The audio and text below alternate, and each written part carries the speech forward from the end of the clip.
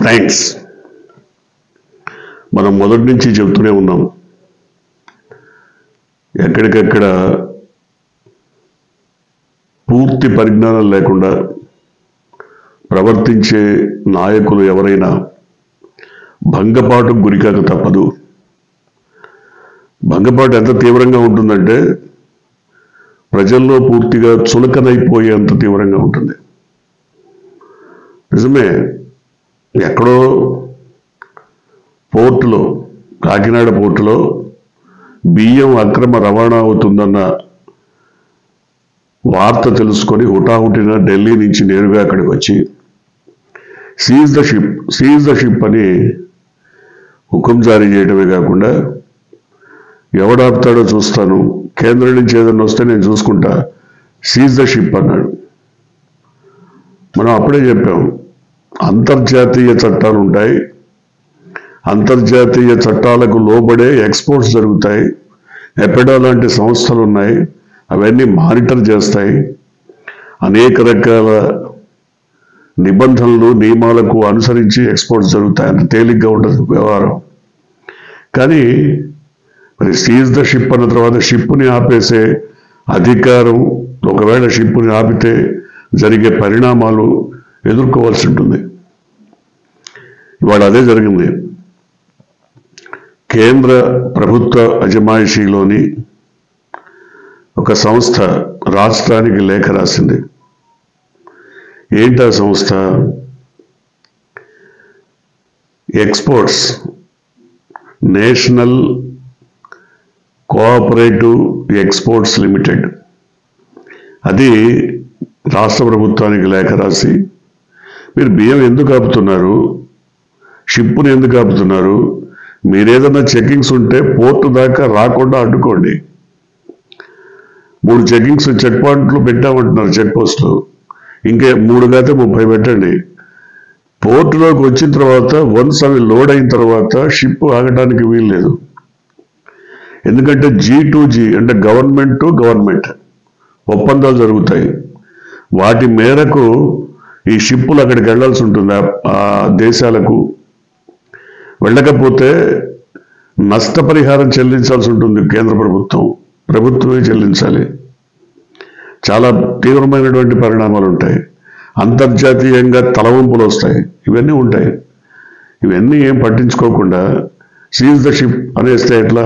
మనం మొదటి నుంచి చెప్తూనే ఉన్నాం, ఇంటర్నేషనల్ లాస్ ఉంటాయి, ఈ చట్టాలు ఉంటాయని. ఏమీ తెలియకుండా అదేదో హీరోయిజం లాగా జుట్టెగరేసి సెల్ఫీలు దిగి వెనక మ్యూజిక్ పెట్టి,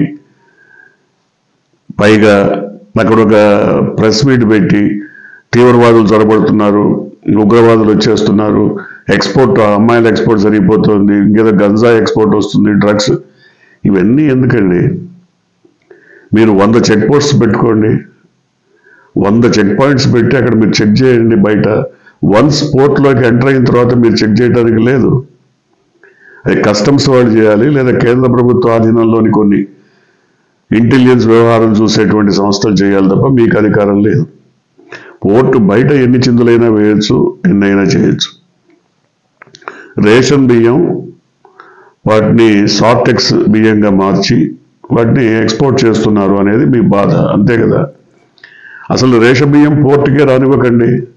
పోర్టు దాకా ఎందుకు వస్తున్నాయి, ఎట్లా వస్తున్నాయి, ఎవరి ప్రమేయంతో వస్తున్నాయి? డిప్యూటీ ముఖ్యమంత్రి కలెక్టర్ల సమావేశంలో కూడా ఇదే చెప్పారు. ఏంటి, రాజకీయ ఒత్తిళ్లతో మీరు వాటిని వదిలిపెడుతున్నారా, ఎందుకు వస్తున్నాయని మాట్లాడారు. మీరు ఆ రాజకీయ ఒత్తిళ్ళు ఏంటో చెప్పండి. అంటే ఇండైరెక్ట్గా రాజకీయంగా ఒత్తిళ్ళు అంటే టీడీపీ నాయకులు, అంతే కదా మీరు చెప్పదలుచుకుంది. ఎవరో టీడీపీ వాళ్ళు బయట పెట్టండి, లేదు వాళ్ళందరినీ బహిరంగంగా చంద్రబాబు ముందు నిలబెట్టండి, ఏదో ఒకటి చేయాలి. కానీ షిప్పులు ఆపటం వల్ల జరిగేది ఏంటి, లేదా అక్కడ ఆ ఎక్స్పోర్ట్కి సంబంధించినటువంటి బియ్యం పోర్ట్లో ఆగిపోతే జరిగేది ఏంటో తెలుసా? ఎవరైతే ఎగుమతిదారులు ఉన్నారో, బియ్యం ఎగుమతి చేసే వాళ్ళు, పోర్టులో గనక బియ్యాన్ని నిల్వ ఉంచితే డెమరేజ్ కట్టాలి. కోట్ల రూపాయలు చెల్లించాలి డెమరేజ్. ఏదో 100, 150 కాదు, రోజుకింత, గంటకింతని కట్టాల్సి ఉంటుంది. ఎవరు చెల్లించాలి? అది ఎవరు కట్టాలి? ఎవరు ఆపితే వాళ్ళు కట్టాలి. అంటే వాటిని ఏదైనా ఆపటానికి లోడ్ అయిన బియ్యాన్ని దించడానికి కానీ లేదా ఎక్స్పోర్ట్ ఆపటానికి కానీ కలెక్టర్ లాంటి వాళ్ళు లేదా కస్టమ్స్ లాంటి వాళ్ళు నిర్ణయం తీసుకుంటే దే హ్యావ్ టు పే. వాళ్ళు కట్టాల్సి ఉంటుంది. వాళ్ళు ఎందుకు కడతారు? మంత్రి ఆదేశానుసారం మేము ఆపామంటారు. డిప్యూటీ సీఎం ఆదేశం. డిప్యూటీ సీఎం లిఖితపూర్వకంగా ఇచ్చాడా? లేదు. సీజ్ ది షిప్ అని వెళ్ళిపోయాడు. మరి ఇప్పుడు ఇట్లాంటివి వచ్చినప్పుడు డెమరేజ్ కట్టమని అడుగుతోంది పోర్టు. డెమరేజ్ కట్టమన్నప్పుడు చచ్చినట్టు కట్టాల్సిందే. లేదు, ఇలాంటి పరిణామాలన్నింటినీ కోర్టులో కూడా సవాల్ చేశారు. వీటన్నిటి మీద కేంద్రం చాలా సీరియస్గా స్పందించింది. మీకేదన్నా ఎక్స్పోర్ట్స్ విషయంలో అనుమానాలు ఉంటే, ఎక్స్పోర్ట్స్లో పీడిఎస్ బియ్యం, పబ్లిక్ డిస్ట్రిబ్యూషన్ సిస్టమ్కి సంబంధించిన బియ్యం వస్తున్నాయని మీరు భావిస్తే మీరు వాటిని ముందుగానే ఆపండి. ఎక్కడికక్కడ చెక్ పోస్టులు పెట్టండి. ఎక్కడి నుంచి ఎక్స్పోర్ట్ అవుతున్నాయో తెలుసుకోండి. అంతేగాని మీరు అక్కడికి వచ్చిన తర్వాత, వన్స్ పోర్టుకు వచ్చిన తర్వాత అక్కడ వాటిని ఆపేస్తామంటే మాత్రం కుదరదు. ఎందుకంటే అనేక పేద దేశాలు, ఆకలితో అలమటిస్తున్నటువంటి దేశాలు, భారతదేశం లాంటి అనేక కొద్ది గొప్ప ఫుడ్ గ్రెయిన్స్ సప్లై చేయగలిగినటువంటి దేశాలతో ఈ ప్రభుత్వం ఒప్పందాలు కుదుర్చుకున్నాయి. ఈ షిప్పులు వెళ్ళకపోతే అలమటించిపోయేటువంటి పరిస్థితి. అక్కడ కూడా పీడిఎస్ ఉంటుంది, పబ్లిక్ డిస్ట్రిబ్యూషన్ సిస్టమ్. ప్రభుత్వం రాగానే ఈ బియ్యాన్ని పేదలకు సరఫరా చేసేటువంటి పరిస్థితి. ఇవి ఒక రెండు రోజులు ఆగినా, 10 రోజులు ఆగినా అక్కడ వాళ్ళంతా ఆకలితో అలమటిస్తారు. ఆ ప్రభుత్వాలు ఊరుకోవు. మేము మీకు డబ్బు కట్టాం, మీ దగ్గర నుంచి షిప్ వస్తుందని ఎక్స్పెక్ట్ చేస్తున్నాం, ఇక్కడ పేదలంతా ఆకలితో అలమటిస్తున్నారు, దీనికి మీరే బాధ్యత వహించాలని చెప్తుంది. సో ఇవాళ అందుకనే రాష్ట్ర ప్రభుత్వానికి నేషనల్ కోఆపరేటివ్ ఎక్స్పోర్ట్స్ లిమిటెడ్ ఇది లేఖ రాసింది. చాలా సీరియస్గా లేఖ రాసింది. మీరు ఏదో ఒక యాక్షన్ తీసుకోండి. యాక్షన్ తీసుకొని ఇమ్మీడియట్గా అక్కడ ఉన్నటువంటి బియ్యాన్ని రిలీజ్ చేసి పంపించండి అని. పంపించకపోతే ఏం జరుగుతుందో కూడా తెలుస్తోంది. కాబట్టి ఇప్పుడు రాష్ట్ర ప్రభుత్వం ఏం చేస్తోంది? చచ్చినట్టు తమకు తాముగా ఇనిషియేటివ్ తీసుకొని వాటిని రిలీజ్ చేయాల్సినటువంటి పరిస్థితి. చేయకపోతే ఇప్పుడు మనం చెప్పుకున్నవన్నీ జరుగుతాయి. G2G అంటే గవర్నమెంట్ టు గవర్నమెంట్ ఒప్పందాల మేరకు వెళ్తున్నటువంటి రైస్ అవి. సో ఏ రకంగా చూసినా ఆవేశపడిపోయి, ఆతృత పడిపోయి, హాఫ్ నాలెడ్జ్తో అక్కడికి వెళ్ళిపోయి జుట్టెగరేసి, మెడగొక్కొని, కాలు పీక్కొని, ఇంకేదో సెల్ఫీలు దిగి, వెనక మ్యూజిక్ పెట్టి సీజ్ ద షిప్ అంటే దాని పరిణామాలు ఇన్ని రకాలుగా ఉంటాయి. మొదటి నుంచి ఫస్ట్ డే 1 నుంచి చెప్తున్నాం మనం. ఇంటర్నేషనల్ లాస్ ఉంటాయి, అంతర్జాతీయ చట్టాలు ఉంటాయి. వాటి మేరకు మాత్రమే జల రవాణాలో కీలకమైన నిర్ణయాలు తీసుకుంటారు. ఎందుకంటే జల రవాణా ఇవాళ షిప్ ఎత్తితే రేపు వెళ్ళిపోదు, 2-3 నెలలు పడుతుంది అక్కడికి వెళ్ళడానికి. It takes time. సో దాని షెడ్యూల్ ఉంటుంది. ఈ రోజున అక్కడ ఎత్తితే ఇక్కడికి ఆ కార్గో రావడానికి ఇన్ని రోజులు పడుతుంది, ఇన్ని రోజుల తర్వాత మనకి డిస్పాచ్ అవుతుందని. ఇవన్నీ డ్యామేజ్ అయిపోతాయి, మొత్తం డ్యామేజ్ అయిపోతుంది. సో చాలా తీవ్రమైనటువంటి పరిణామాలు ఎదుర్కోవాల్సి వస్తుంది. కాబట్టి ఇవాళ కేంద్రం కూడా దీని మీద స్పందించింది.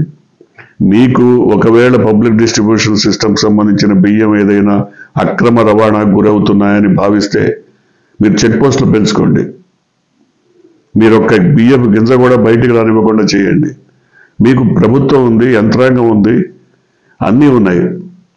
అయితే ఇక్కడ లేనిదల్లా చిత్తశుద్ధి ఒకటే. ఆయన ఏదో చెప్తున్నాడు కానీ సెల్ఫీల కోసము జుట్టెగరేసి చెప్పడం తప్ప చిత్తశుద్ధి ఉంటే ఇక్కడే ఆపేయచ్చు వాటిని. పబ్లిక్ డిస్ట్రిబ్యూషన్లో ఎవరు తీసుకుంటున్నారు బియ్యం, ఎవరికి కావాలి, ఎవరికి అక్కర్లేదని జగన్మోహన్ రెడ్డి ఒక సిస్టమ్ డెవలప్ చేశారు. దాన్ని అక్కర్లేకపోతే వాళ్ళకి ఇవ్వరు. వాళ్ళ ఇంటి ముందుకు తీసుకెళ్ళి మీరు వాడతారా, వాడరా, మీకు కావాలా, వద్దా, మీరు తీసుకుంటే అక్కడ మీరు బయోమెట్రిక్ థంబ్ వేయాలి. వాళ్ళు వాడుతున్నట్టు లెక్క. వద్దు అంటే వాళ్ళు తీసేస్తారు. అట్లా ఒకవేళ 2-3 సార్లు కనుక కంటిన్యూస్గా రిజెక్ట్ చేస్తే వాళ్ళకి ఇంక బియ్యం ఆపేస్తారు. ఈ సిస్టమ్ని డెవలప్ చేసిన తర్వాత వాటన్నిటిని తొంగలో దొక్కి మరి కొంతమంది పచ్చనాయకులు కోరిన మేరకు మీరు దాన్ని రిలీజ్ చేస్తున్నారు. బియ్యం డైరెక్ట్గా డీలర్స్ రిలీజ్ చేస్తున్నారు. డీలర్స్ ఏదో బాగుపడాలని, డీలర్స్ మొదటి నుంచి అమ్ముకుంటుండడం వాళ్ళు అలవాటు పడిపోయినటువంటి వాళ్ళు. సో ఇప్పటికైనా చట్టాలను అనుసరించి, చట్టాలు తెలుసుకొని రాష్ట్ర ప్రభుత్వ మరి అధినేతలు ప్రవర్తిస్తే రాష్ట్రానికి మంచి జరుగుతుంది, దేశానికి కూడా చెడు పేరు రాకుండా ఉంటుంది. లేదా దేశం కూడా అప్రతిష్ట పాలు కావాల్సినటువంటి పరిస్థితి ఏర్పడుతుంది. చూద్దాం, ఇకనైనా ఇలాంటి వాటిపైన సరైన రీతిలో, తగు రీతిలో స్పందిస్తారని ఆశిద్దాం.